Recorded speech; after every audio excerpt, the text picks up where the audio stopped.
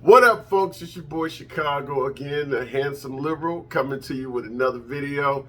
As you can see, this one is titled Gabby Petito. What really happened? Well, I'm going to give you my analytics on that. But before we get into the video, I'm going to ask that you do what I always ask you to do. Help a brother out. Hit that subscribe button. I need those subs. I like that. I like to know that I'm being watched. If you don't like what I got to say, feel free to hit the dislike button at the end of the video. I am not scared of you, but if you do like it, appreciate you hitting the like. I really appreciate that. It helps out the analytics of the channel.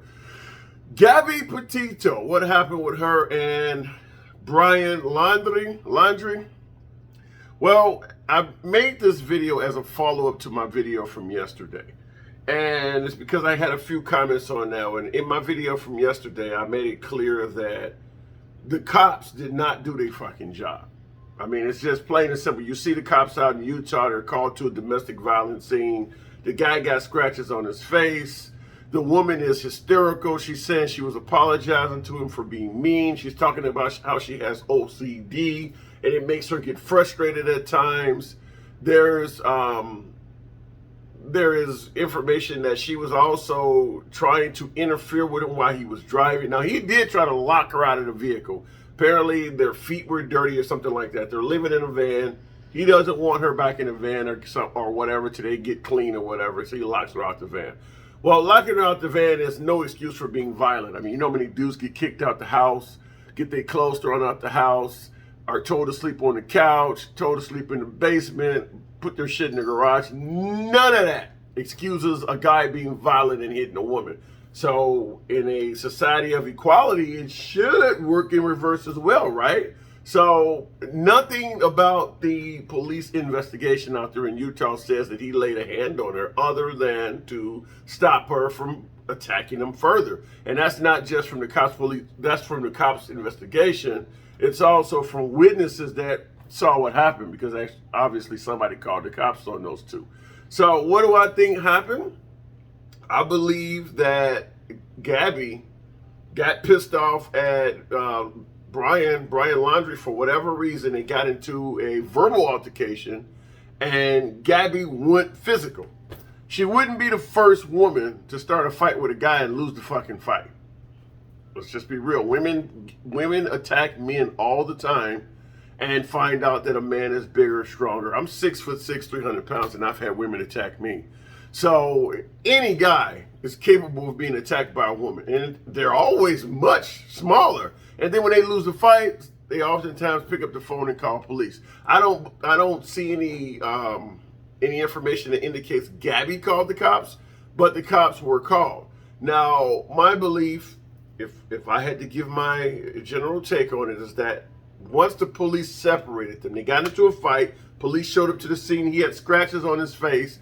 He lied and tried to say those scratches came from somewhere else, came from her holding a cell phone or something in her hands. And the police, through their own investigation, determined the scratches were from her fingernails. So she was scratching him about the face. And instead of arresting her, which is, you know, if the police show up to a scene, the person with marks on their face clearly was attacked. The woman is pretty much apologizing for her. Why the fuck isn't she arrested with a domestic violence beef? So they didn't arrest her. They let her take the van, and he went to get a hotel. Well, you already know what happened. The same thing happens oftentimes. Is the victim and the abuser got back together after the police left. This is the reason they created domestic violence laws, folks, is because a guy would beat the hell up out of a woman. The police would come to the scene. The woman did not want the guy she loved to be punished or taken to jail by cops. She would lie about what happened to her. I fell down the stairs, or, you know, I slipped in the shower, make up some shit. Police would leave, and they come back to maybe a woman that's been beaten up worse, or maybe even have lost her life. So they created these domestic violence laws to step in and protect victims who were not trying to, who were not trying to seek protection themselves. So that's the whole purpose of why we have domestic violence laws. And this was a clear example of that, where they showed up to a scene. The victim, who just happened to be the male this time, was trying to protect the person that beat them. And the cops fell for the shit like it was 1970 all over again. But she should have been, the police should have stepped in automatically and arrested her, which is exactly what they would have done if things were reversed and Brian was the one that was apologizing for being violent and Gabby had scratches on her face, Brian's going to jail. So they didn't take Gabby to jail, and what ended up happening is the same thing that used to happen. Like I said before, the abuser and the abused started talking on the phone, and they found a way back to each other, and something happened from there. Now, keep in mind, everything from movies like The Burning Bed on up, there's plenty of cases where abused women that were physically abused got fed up and beat the shit out of the guy. In some cases, killed him. Burning Bed is a primary example. Lorena Bobbitt cutting off the guy's dick is another example, where we forgave the women because they were being abused. How can we be sure that that wasn't happening in this case? I mean, literally, how can we be sure? You show up to the scene, the guy is injured, and you release the woman without doing anything. They get back together and she does the same shit and he snaps. I'm not saying that Gabby was violent, but I'm saying that this is an absolute fucking possibility. There's no way that it can be denied with the way the police investigated the scene, and for the most part, admitted she attacked the dude. The police in Utah, their own quote was, "She appears to be the primary aggressor in this situation," and he's scratched up. So it's hard to argue that she is not potentially violent at times. Now, if he steps up, because right now, all of the verbiage that's going to come from this is in his hands unless Gabby turns up, which I don't think she will. Like I said in the title of this video being, Gabby, what do I think happened? I think she's no longer with us. I mean, I'm just going to be honest with you, be blunt with, I don't think that girl's no longer with us. But I'm not saying nothing that most of you probably don't already feel too. I mean, she's been missing for a significant period of time. She was running a YouTube video about living in a van on the road, and nothing has been heard from her. This is a national, if not global story. So there's no way she doesn't know people are looking for her. I mean, CNN, Fox News, if you see my other video, I showed a Fox News clip on there. They're giving this shit like 30-minute segments, very long period segments, all over Florida where they're from. I mean, this is all over television. So if she was alive, she would absolutely be certain they're looking for her. Maybe she could have been a runaway. Maybe she could be running away and just tired of everything, but I don't believe that. I don't believe that at all. I believe that, they got into an additional altercation after the Utah police failed to do their fucking job, and she lost. Either he saw her again and just blew up on her, which I don't think that's what happened. My guess is they got back together, rehashed the argument. She might have potentially continued being violent, and he just said fucking and snapped. I believe that may be more likely the case, is that when they got back together, they started arguing again about the same thing, and she talking shit again, maybe even taking swings or something like that, and he flipped out. Like I said, we accept this from women. We don't accept this from men. We accept this from women. If I come home and the dishes aren't done and I start smacking a woman around or something, and she picks up a skillet or a bat and knocks out my head or, breaks my skull, everybody would say he's a violent man, he got what he deserved. We don't view women like that. If a woman is hitting a guy, we expect the guy to show all types of restraint, only grab her or block or run or duck. Whatever you do, do not put your hands on that woman, even though she's beating the shit out of you. That is our mindset in this country. And as a result, you've seen the sexism from the Utah police, where they pretty much decided she was violent and they just let her go. We're going to let you stay. They let her keep the van, and or whatever the case may be, they let her go about her own way, and they sent him to a hotel or something like that. They're in Utah. They're from Florida. They're traveling across the country. They're in Utah. Neither one of them are locked up. They drove out there together. You don't think they're going to pick up a phone and try to fucking call each other? Yeah, that's exactly what happened. We came out here together. We're coming back together. What is Bad Boys for Life? We ride together. We die together. Not to make light of it, but hey, I mean, the chances of a couple getting in a fight, nobody being arrested on a road trip where they're a couple thousand miles away from home, picking up the phone and calling each other again, is fucking predictable. So the Utah police absolutely dropped the ball on this.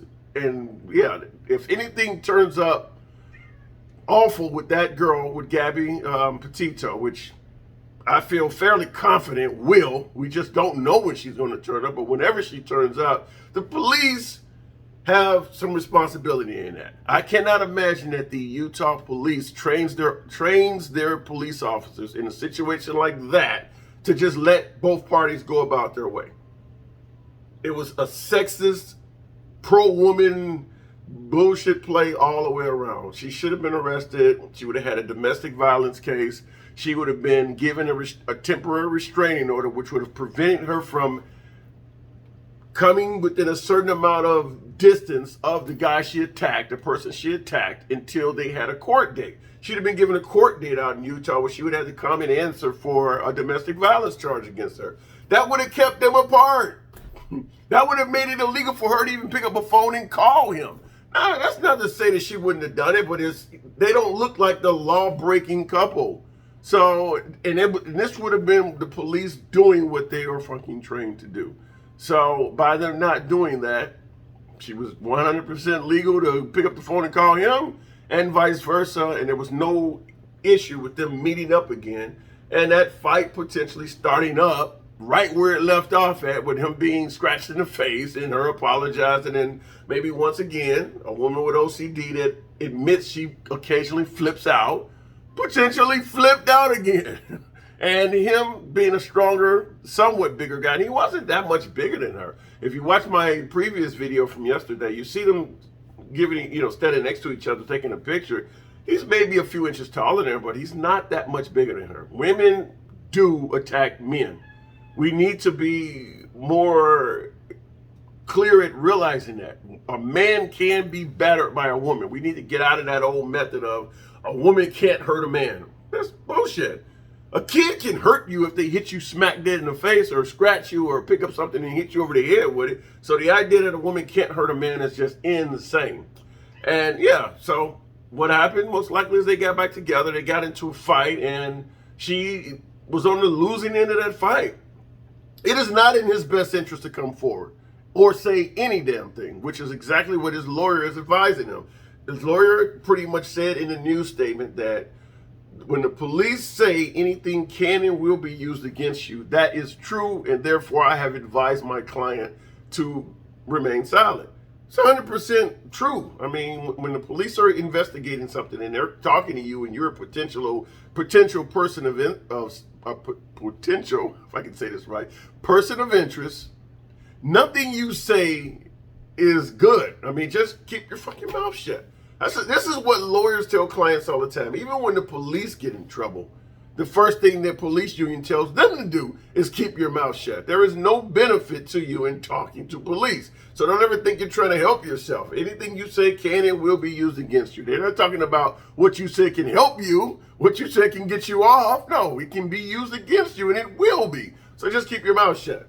And I'm not saying that to protect Brian Laundrie if he is a woman beater or if he is a murderer. I'm not saying that. But I will say that because of the way police in Utah handled this case, it leaves it wide open for this guy to potentially claim self-defense.